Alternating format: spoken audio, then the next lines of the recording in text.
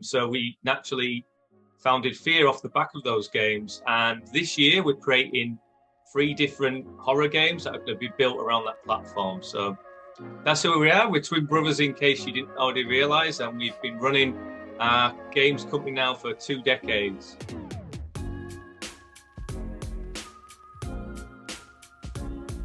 All right. Welcome back, everybody, to Altcoin Daily. My name's Austin, here with Patrick and Jonathan Carey, the Fear twins in cryptocurrency. Thanks for joining me. Cheers. What's up, Austin? Whoa. Is this how people feel when my brother and I talk to people? I hate to tell you, but yes, just kept it quiet. Well, that's fair. Today's interview, I want to go deep into what differentiates Fear as a play-to-earn platform studio, as well as Metaverse. We'll hit on a bunch of talking points, but you guys bill Fear as, you know, the most afraid, fearful, I guess would be the only word I think of, blockchain in existence. So what brought you to that? What is your background? So I'll go ahead with it, Stills. So originally we were the Wackett studio. I think everyone, or a lot of our existing holders know, but new people won't. We founded a series of viral games where you pretty much played a protagonist who was getting attacked by some kind of figure, and you could click around on the screen and get murdered in many different gruesome ways. So those games went viral about 5-6 years ago, and we picked up huge amounts of viewers and players back then. Close to 300 million combined YouTube views, plays, etc. So we have that kind of history already of those viral, violent games. We've a dark sense of humor as well, right, Dill? So we love to. Yeah, we've still got our IP as well, right? We plan on using it in the future, so. Exactly. So we have that history there with those games and that IP already with us. From that kind of standpoint, we decided to move forward and create a whole horror coin and a blockchain platform around those games and move that forward with NFTs and other kind of blockchain tech built in there to bring our community closer to our games and to us. So we naturally founded Fear off the back of those games. And this year we're creating 3 different horror games that are going to be built around that platform. So that's who we are. We're twin brothers, in case you didn't already realize, and we've been running our games company now for 2 decades. So you guys had the large and growing user base before you got into crypto. Did you hear it from your audience that, hey, we want to have some ownership outside of this, or how did you think of crypto? It's funny to question that, because we didn't really have fans that said we want to own it, but we had a lot of fans that were really close with us, and we talked with them back then when we didn't have these kind of platforms like Discord or Telegram. Often it was done over email they had of us, or they got in touch in other kind of ways, and they just used to ask for certain things in the games, or ask for certain kind of deaths, or when's the next game coming out. So we saw that kind of synergy with our fans where we were really close to them. And then my brother, I have to give credit for, saw the kind of crypto side of things, of blockchain, as a way of providing or bringing them closer to our games. So that's kind of how it morphed into the idea of the Fear token, and now what we're building, which is the platform itself. So Jonathan, let me ask you this. It's a studio and platform that only focuses on, or primarily focuses on, horror play-to-earn games. Yeah. What's your most popular game that somebody from my audience can go check out right now? Ooh, that's a controversial topic, guys. We've got a few that we've been obviously slightly long in tooth in pushing out, but actually, ironically, it's still the Wackett game, which is the most popular, because even so, it's the first one that we released. It's also one that's still getting, I think, around 3K plays a day, because the IP is so strong. And so we actually plan on, even though it's not a sophisticated, elaborated blockchain game, it shows the power of the diversity of different games that can come to blockchain. And we plan on using that IP eventually when we produce a piece of software that will seamlessly allow people to come in and interact with our games.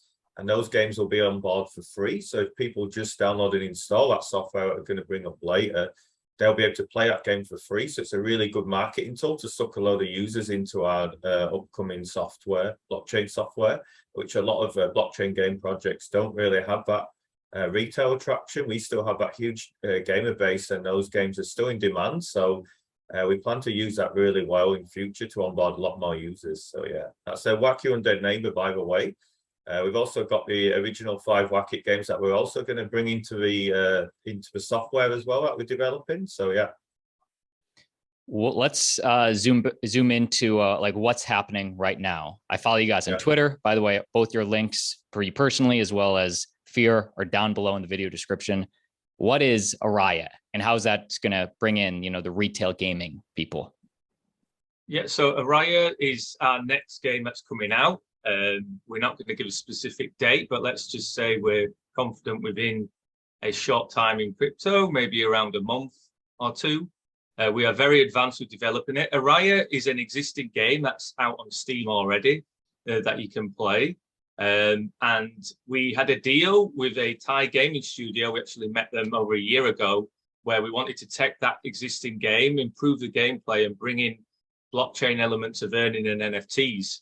Araya, the storyline is you're playing through a jump scare story in an abandoned hospital where a little girl went missing many years ago, and you get a mysterious call from that hospital. So you can then proceed into that hospital and play through multiple chapter storylines leading up to the mystery, or solving the mystery of where did Araya go. So it's a classic jump scare, really simple to play horror game, and not your typical game that you would find on the blockchain. But we are bringing it nonetheless, and we think that kind of unique piece of gameplay is what will bring the players in. Now, you said, you know, what's going to bring the retail players in? One is it's a AA game, and it's already really fun to play. But the second is that we've integrated blockchain in a way that requires very close to non-blockchain knowledge in how to play that game. And that has been part of the reason why the game's been slightly delayed. So just briefly touching on that point is, in order to get your NFT, by the way, the NFTs will be live already. You will have to go onto our web portal, log in with your Google account, and you can mint your NFT with no gas required, no blockchain knowledge required to set up your wallet. It's set up already for you. And you will mint that NFT with the Fear coin. So the only slight part that you'll need to know in order to get the Fear coin into your wallet is how to transfer it in, or you can buy it with your credit card on our site. So it's a complete seamless experience with no kind of exchanges or private key handling, etc. involved. Yeah. Now, once you've got that NFT in your wallet, you can load up the game, and the game's already going to see your Fear. It's going to see your NFT in there. You're going to be able to play to earn, and that's pretty much it. So that kind of really smooth experience without jumping into your MetaMask or going to an exchange, that's hopefully going to open up to a larger audience of gamers. Jonathan, did Patrick hit everything? That was great, Patrick. Yeah, actually, and just to re-emphasize, when Pat says it's already set up for you, what happens is when you log in with Google, it automatically generates you a wallet address.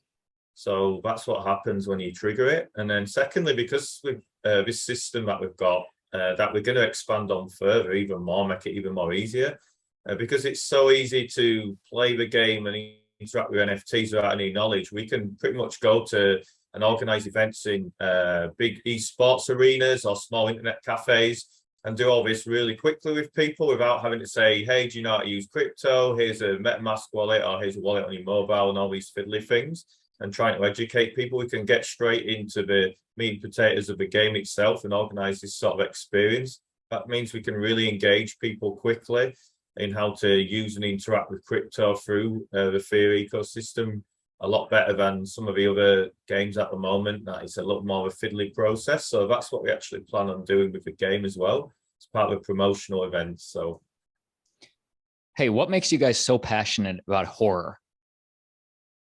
I'd say for me, and I think go on, Pat. Well. What?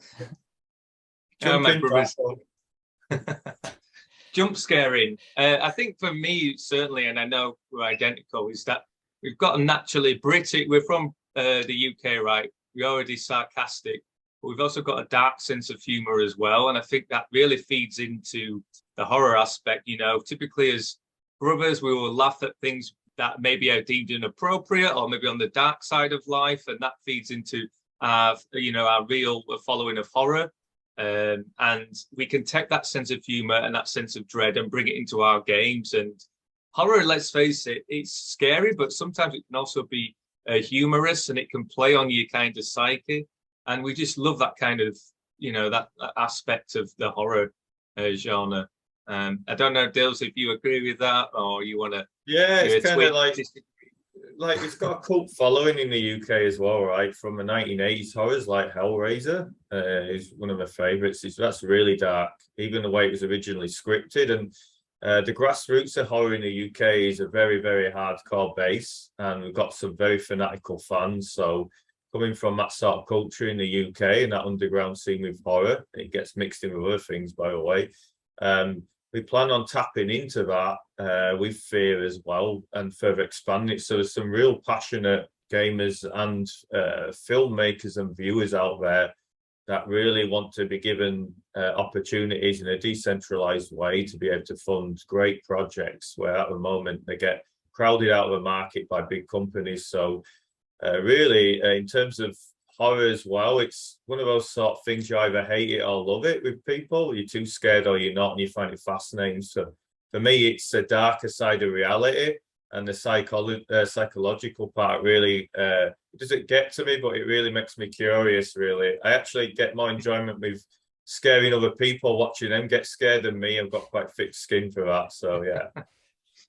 And that's important to mention that you guys, or let me ask you, it sounds like you won't only be doing your IP. Eventually, you'll be funding, or maybe already funding, other people's projects to bring horror games to your play to earn ecosystem. Yeah, we've got a lot of people that we're talking to for various projects, even beyond games, that I've been talking to for over a year. So we will be bringing them and announcing them at some point nearer the time where they actually become realised, and possibly later this year. So yeah, the horror entertainment market is huge, obviously, in gaming. I mean, there's some massive games that make a lot of money, both on an indie level and on a AAA level. But there's also the horror market beyond that, including art and film. And even real life horror, right, such as theme parks and different attractions out there people really love. We're talking a lot of different projects on seeing how we can realise them and bring them into Fear right now as well. So this has been in the works for a long time in terms of where we see the brand going beyond our own games. Yeah, so really excited about that coming forward. What is sustainable play to earn, and what problem are you solving? That sounds like a techie nerdy question, so my brother can answer that one. From Pat. We have a habit of starting at the same time. Relatable. So we know the blockchain industry at the moment, most gaming projects, they have a governance token and an inflationary rewarder token. And the rewarder token often, it has a problem built into it from the very start. Eventually it seeps out from the game into the token itself, and it inflates and it devalues over time. So people usually have that dual token model. And then the governance token kind of floats around and gives people voting power. But in my opinion, it doesn't really and often do much else other than kind of give itself a big value and a big hype in the market. So what we're trying to do with the Fear token is solve that problem by combining the kind of aspect in game of rewards, also with the governance side to make the token more powerful. But the main point here is that we're not trying to inflate the token. So we're trying to align the incentives of people that may see value in our token with those that want to earn it as well.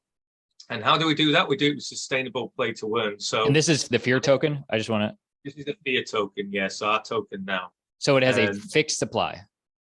It has a fixed supply of 65 million, although the majority of that is locked up and is only used for kind of strategic partnerships that my brother alluded to earlier. And then there's the floating aspect of it, right, that you can buy on the market with your credit card or in exchanges right now. That will always be fixed. However, we are often looking to turn it deflationary over time. And let me just go into that. So sustainable play to earn requires, the most key point is it's got to have entertaining gameplay. So you've got to have a game that people are happy to play outside of earning, where you're not bribing your players. If you can have that kind of entertaining gameplay, you can do some really interesting stuff with it. You can reward people based on achievement and based on reaching parts in the game, but critically, you can also have them use your token to purchase NFTs and key aspects. And that kind of purchasing side is important because it offers a deflationary aspect to the token. The rewarding side has to be done on a sustainable level where you're only picking the achievers or some people with a random chance of what they do in the game.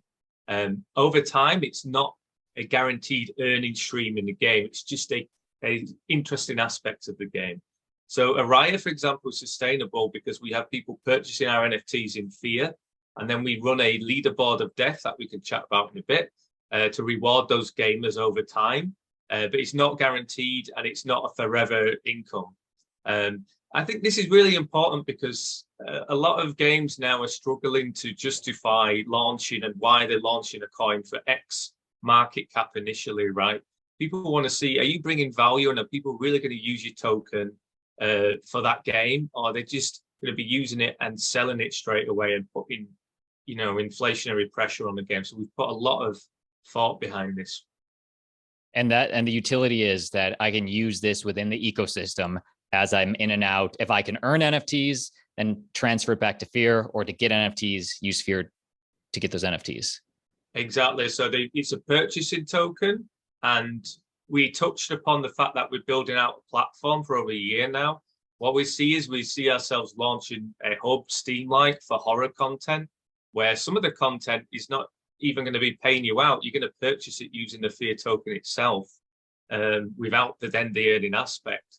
So that is also plays part of making it more sustainable. If you can offer as a company or blockchain project some kind of assets that people want to purchase with your token with no guaranteed earnings, you could divert some of that elsewhere into some of the more sophisticated gameplay and balance out the economy of your token over time.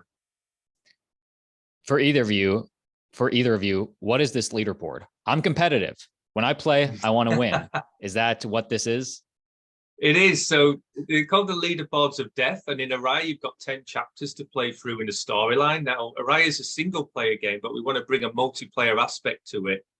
Pretty much like if you ever saw the Game Master series from the 1990s, where you get these people come on and they'd play through Sonic the Hedgehog in the fastest time they could, and they'd have players playing against each other and competing. So the Leaderboards of Death are similar to that. You'll have one per chapter in Araya, and each person has to speed run the game, the chapter. They have to pick up different earning criteria in the chapter, and you'll be ranked based on how you perform in that chapter. Now, those Leaderboards of Death will be run over a multi-month period, and the top ranked players will earn, but we'll also have some kind of lucky earning aspect for all those that don't make the top ranking element of the boards as well. So those are the Leaderboards of Death. We've already had some of our game devs playing it and testing it. And we're already getting competitive internally as a team over these boards already. So. And I know you said you don't have an exact date, but this will be in 2022, this release, or in 3 months, 6 months? 2022. You know, we're really careful now because of, you know, past milestone misses. But the NFT sale has gone live strategically close to when the game released. So I can tell you where we are in the development process. The gameplay is pretty much bug-free. The blockchain integration development has been finished. We're now just tying up security and also testing, stress testing and penetration testing our back end. So that's where we are now with it. Jonathan, Patrick's the technical guy. I'm getting that now. For everybody, he's a technical guy and he's a talker as well. Well, I love it because we need both. On that other side, for somebody who's not technical, that just says, I want to play a fun game, and hey, I want to be scared. That's half the fun. Right. Talk to them. What is this game like, or how much will they be scared? It's actually based quite a lot on psychology, right? So jump scare, I'm sure everyone knows what it is. I'll just imagine some random thing coming after them and jumping, right? So it was a bit of a story encapsulated around the jump scare, and there's a lot of dark corners in the hospital. So it kind of plays on your paranoia when you're moving around. It's also first person, right? So it skewers the angle of the scene. So third person, you see your periphery a lot more. First, you don't see much. As you're moving around, you're having to move back and forth and you hear things, and you're having to move right around and see what's looking over your shoulder. So it's very much a paranoia game like that. And as you get further down into the hospital, more weirder things sort of start to happen, and you see some really twisted sort of environments and creepy little things coming at you and playing on your mind. So it really creates that state of paranoia, and it's really sort of morbid game where as you get further and further down, you sort of like worry what's coming next around, you know, the next corner of the corridor, you know, what the hell's going to happen to me next. So at the same time, we try to unpick the tale. So it's kind of a curious game as much as it's a scary game. So it gets a little bit more involved as well. This way, I'd say it's a lot more of it's a horror adventure game, right? So you're not sort of like just logging into something to farm some coin, you know, you look at something and that. It's really built to entertain people first and then earn something second. So that's what makes it kind of fascinating. There's not many games really out on the blockchain that have been built for entertainment first right now, but obviously this was built that way, and then we've just integrated the play to earn. So I'm really excited to see how people react to that side of it, and give them something fun to actually play for once. You know, even though it's not light-hearted, it's still fun. So for those that can stomach it, so good luck. Let's see how far you get down before you squirm out of there and log off your computer, right? So let's do it. And again, links to stay updated are all down below in the video description. In these final 10, 12 minutes, let's go beyond Araya, the metaverse. You guys have a metaverse component as well, specializing in horror, correct? Yeah, that's correct. I'll talk about that. So it was called the Fear Dungeons, but it's been rebranded to Blood Realms. My bro will let you know why we made that decision, but that we are looking to launch the initial version 2022 of it. This Blood Realms is going to be an expansive horror world. And Jono, you can talk about why it's expansive and how we're bringing in certain things, but I just want to quickly discuss the Fear wallet will be taking part in that game. So all the stuff we've built for Araya, we spent many, many months, if not kind of a year on, that's going to be brought into the Blood Realms. And again, it's going to be a real-time gaming experience with no kind of wallet needed, etc. So that's really going to help open the whole metaverse up to a different aspect of gamers. Jono, do you want to discuss? Jono, take it away. Yeah. Do it. The metaverse side of things is, for me, is a curious one. The term, everyone's using it now, the term and stuff. It's existed for a long time, obviously, with virtual worlds. But a lot of these worlds, I believe, from what I've looked at, are being built more for just saying a metaverse. Is where one thing I was really stubborn about in terms of what we're doing with the dungeons and why we've expanded it is giving it a real sense of purpose as towards why it even exists, right? Why does anyone even want to come into our metaverse and play our game, right? So I've been focusing a lot on the story-driven aspect of it and giving it a real, not just a dark theme, but a real distinct theme. So with Blood Realms, we've actually taken the time back and rolled it back to the mid-1800s in England, which is where it's based on an alternative English reality. It's actually sort of like encapsulated around the mining community back then, which the mines, when you were working in mines back then in the mid-1800s, they were god-awful places to work, really dark and dusty, cramped corners. Even kids worked, even little children worked in them. And so the story's going to be embedded the story's going to be embedded within the mining community, relevant history towards that. But then the monster side of things is going to also be sort of themed around that as well. And so the whole world's going to have a very meaningful narrative around it. So some of the things coming out from the mines and plaguing the world are going to be real original creations. So the whole thing's got a touch of kind of understated class about it, what we're doing here. We're spending a lot of time on developing the creatures and the AI behind the creatures. Also the AI behind the Fear Wolf and the Fear Wolf model design. So we're putting a lot of investment and love and tender care into the whole metaverse world.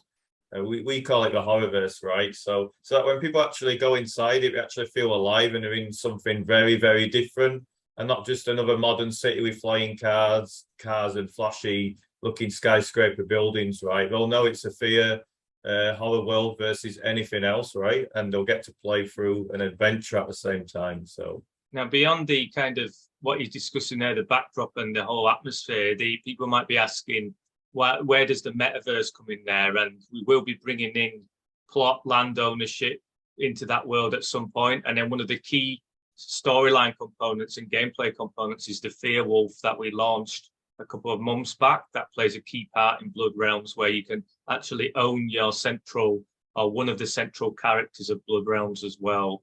And actually, that's going to generate you value in the game. And it's actually going to give you some voting power on how the world expands and shapes beyond what it's going to be initially.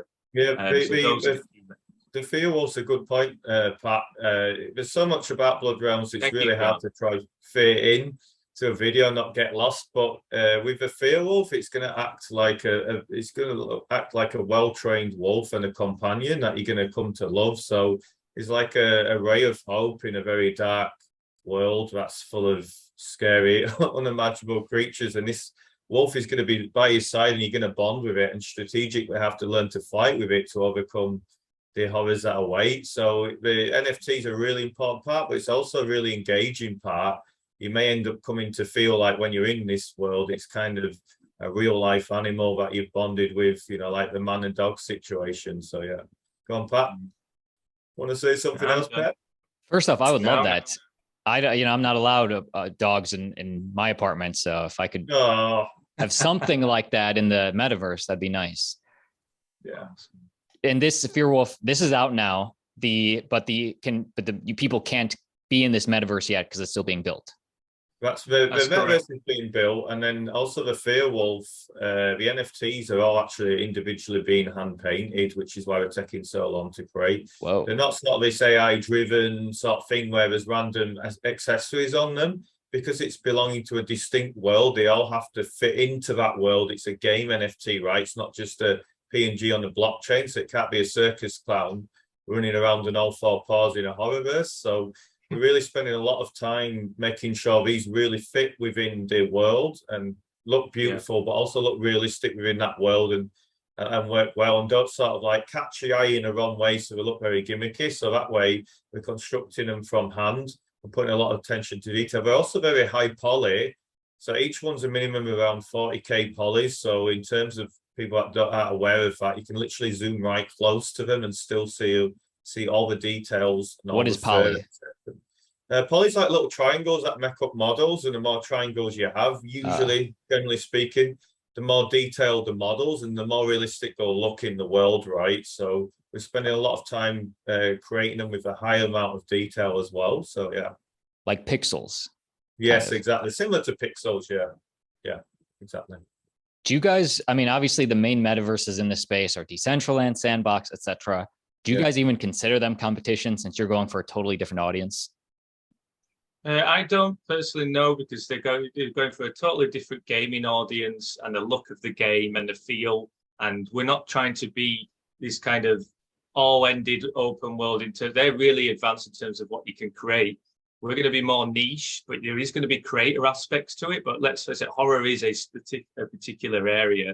And I think if you build this kind of too expansive world, you'll end up losing a lot of what makes horror interesting, which is highly curated and highly specific. But we're more of a compromise of a metaverse when it comes to Decentraland and Sandbox land. So there's going to be plenty you can do and own, but the world and the shape of the horror world, there'll be certain areas that we shape ourselves as well.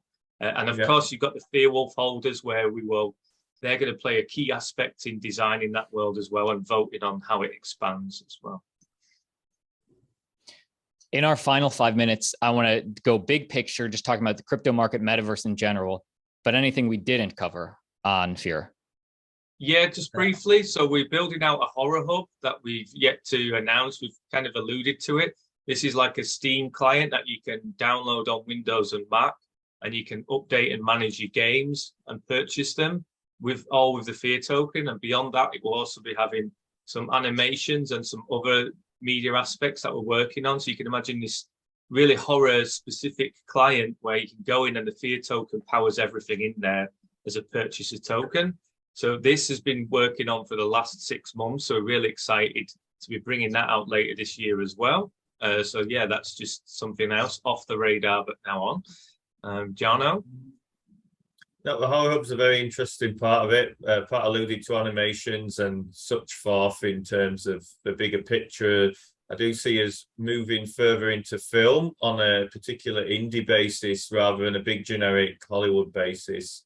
Indie horror films in particular, some really talented creators out there that I speak to regularly, and we are really passionate about giving them opportunities in a decentralized way to fund NFT-driven films. So I've been talking to people for over a year now about that, and that's something that we're definitely going to be bringing in the very foreseeable future into the horror hub as well. The horror hub's very important for that, so that most people that are film watchers might not want to engage in crypto. This is going to make onboarding people to watch those films and use the NFTs a lot more easier, so we can really push the market in and increase the user base rapidly compared to people that have a kind of clunky setup for blockchain, even when it comes to movies. So film's definitely going to be a huge part of what we do, as well as gaming going forward, which I'm really excited about as a big horror film fan. So yeah.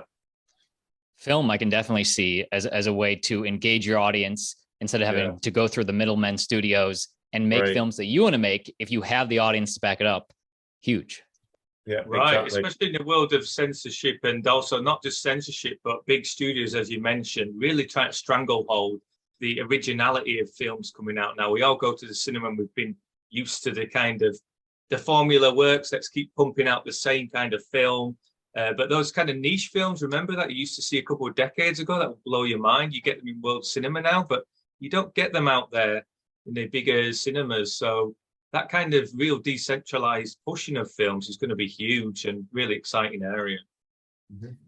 Let's zoom out and talk about play to earn and the metaverse in general. And for this next question, I'm going to lump them all into one, both play to earn and the metaverse.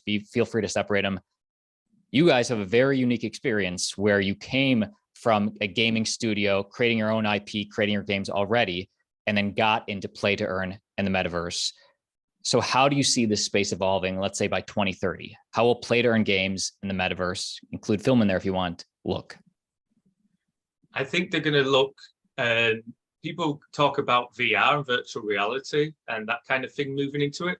I do think that that's going to come along, but I also am more of an AR fan, and I think bringing them into the real world as opposed to wrapping people in a complete virtual world, I see that as the future of the metaverse and what we're doing right now. So it's a bit more socially aware. In particular, when it comes to where the metaverse trends, you've got huge companies trying to come in there and fight and almost try and claim it for themselves. So I see a kind of war breaking out between decentralized aspect of people wanting to shape their own, and then these big corporations moving and trying to take a piece of the metaverse. So I see a real balance being at play now between, can we keep the metaverse decentralized, or is it going to just become another thing that's owned by the powerful? From the gaming aspect, I see a lot more retail people eventually making their way into the metaverse. But again, I just pray that the whole synergy and the whole kind of idea behind the metaverse is not lost when these retailers come in and these companies start expanding these worlds for themselves. I do think that the most popular ones will be the most decentralized ones, because I think people crave originality and they crave a level of freedom, and that's the kind of nature of the metaverse. Yeah, so that's what I'd say there. Jono? Jono, thank you. Yeah, the competition's only going to get a lot more advanced in this space, and you're going to get some huge companies eventually making a leap into here that are very talented beyond what we've got right now. So the competition's only going to get really tight with the quality. And if you've not got a distinct vision as towards what your metaverse is exactly going to look like, even if it's niche and story driven, right, and small, you're pretty much going to be screwed in the future. You're going to seed most of the users to far more talented people. So you're going to have whoever's in charge of each metaverse, they're going to have a real vision and a real headstrong sort of outlook towards what exactly they're building and why they're building it, because there's going to be a lot more people coming in. Because we're cozily based in the horror world, we've got a very USP there versus others, and there's a lot of creative freedom we've got because we're very niche based. So we see ourselves as very well positioned to be able to create, even if we have another 3 horror projects come in. You know what, horror is so original and so distinct. What we're going to be building is going to have a base that's always in demand versus a lot more generic people that are in the space now are coming in. So I think the whole space is going to merge, but there's going to have to be a lot more advanced blockchain tech in terms of how you onboard users still from even now. And so credit card transaction fees in particular will have to be lower to purchase crypto, because a lot of people are going to be wanting to sell NFTs at a very much lower price in the future. They're not always going to be as inflated as they are now. And people like buying an NFT for $2 and paying a huge transaction fee. That's not going to happen. So we're going to have to see the credit card transaction companies actually come in more to this space and allow people to buy crypto a lot more easier as well for this to really work in the future. Go on, Pat. No, one other thing I just want to talk about the metaverse in general is that you need to make sure that whatever metaverse you really put as an investor or someone as a gamer you get involved with, that they've got the true spirit of offering as much to the community as they can to shape that world without a level of censorship. So I think that's going to be key as well. When you look at these metaverse projects, how open are they to the community shaping key aspects of it? And how much will they keep that going, right, going forward for many years to come? The true nature of metaverse, in my opinion, means a lot of things to a lot of people, but decentralization and community driven. So pick your team wisely. That's all I'd say. And truly, in my opinion, the ones that make it, it has to be fun to play, and it's all about the community. That those people are the ones really in charge. Grassroots going forward and having a community outside of crypto speculation is incredibly important, right? So that's the route we're already taking, as opposed to just pure speculation and hype. It's more about how can we engage people on the grassroots level in horror, and how can we get them involved in our project and give them opportunities early on to seize on the upcoming trends. So we're kind of taking a long route for that, but you know, it's going to be a route that plays out in the truest form and with the most success because of it. So yeah. Maybe this next question's a dumb one. Both you can let me know. It's a dumb one. Oh, okay. Hey, good night, everybody. But real quick, by 2030, will there just be a million different metaverses out there, all interoperable? Like as many metaverses there are as like game studios or just games, like, or will it be narrowed down to like a top 1,000 or something? That's a really good question, actually, because I think it's going to be fragmented a lot. But a lot of people that come in and maybe try create them, sadly going to not succeed, because just like creating a good game that people are going to want to play, it's a lot of hard work. And we even see someone as big as Mark Zuckerberg failing and pouring billions into it, reading articles. I already thought what he was building looked really generic. So the idea that someone who's got loads of money can suddenly create a sustainable metaverse, no chance. So the people that are going to survive in it are projects that are driven at the top and going down by people that really want to bring entertainment and not just crudely generate money, right? I don't think there's going to be thousands and thousands of metaverses, because I think they take a lot of money to maintain, or a lot of manpower at least, right? I think there'll be maybe a handful of really big players, and then maybe I'd say hundreds of metaverses can sustain themselves, because there's a huge gamer base out there, right? Gaming's still growing 10% every year. And even from a film aspect, I think that's still not been tapped into yet. And that part about it, of maybe gamified films, which is what we're playing into, that potentially has a lot of opportunity to have some sort of sustainable metaverse mainly. So I'd opt for the hundreds rather than the thousands there, or the tens of thousands, is my own opinion on it. You know, crazy to think about where crypto will be, not just the metaverse, but crypto in general, and even the metaverse by 2030. Right. No one knows, right? No one knows for sure. There's a lot of predictions. I see it as some kind of dystopian competition where you'll have some big players with their metaverse dragging in people, and then you'll have this kind of underworld, maybe Matrix style, in the core of the earth, where they're kind of keeping hold of the decentralized aspects, and people that want to go in and find the edgier or the more free content, those kind of places will operate in the background. So, and we are going to be one of those for sure. Gentlemen, awesome conversation. The links for Fear and Araya are down below in the video description. Final thoughts for the Altcoin Daily Army. Final thoughts are, we are aware that the backgrounds are back to front. We just wanted to play on your minds. It feeds into the horror content. Other final thoughts are exactly what you said earlier. No one really can predict where this world is going, especially in the metaverse. But what we can predict is we're always going to stay true to our fans, and we're always going to give that level of autonomy with no kind of censorship. We're going to have the niche horror aspect on our side, and that's where Fear's going forward. We're going to be the leading players in horror in the metaverse. Yeah. For me, I'll see you down in a dark abandoned hospital where hopefully someone can rescue me from Araya waiting. Love it. Thanks, guys.